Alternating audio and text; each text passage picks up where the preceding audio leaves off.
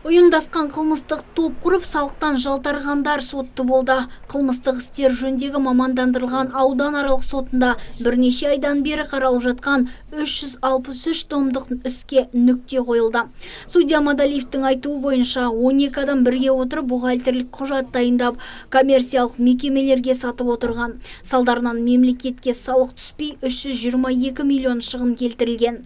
Нәтижесінде 2 адам 7 жылға, 8 адам 5 жыл 1 айға жабылды. Ал қалған екеуі бағына орай рақымшылық заңына ілінген. Оларға Қазақстан Республикасы қылмыстық кодексінің ұйымдасқан қылмыстық топты басқару және аса ірі көлемде салықтан жалтару баптары бойынша айып тағылған болатын.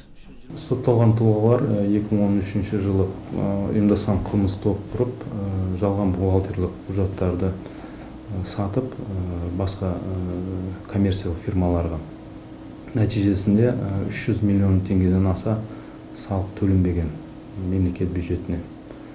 Енді осы қылмыс 4-тен аса қарадық, 12 адамға қатысты, 12 соттаушыларға қатысты.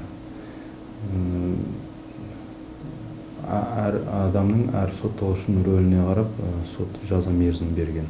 Ұйымдастырушыларға, қылмыс топын ұйымдастырушыларға 7 жылдан жаза мерзім берілген, ұйымдастырған қылмыс топқа қатысушыларға 5 жылдан.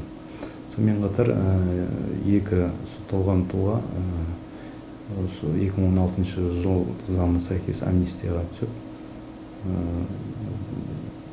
бас бостандықтан айырмайтын жаза тағайындалған, шектеу жазасы.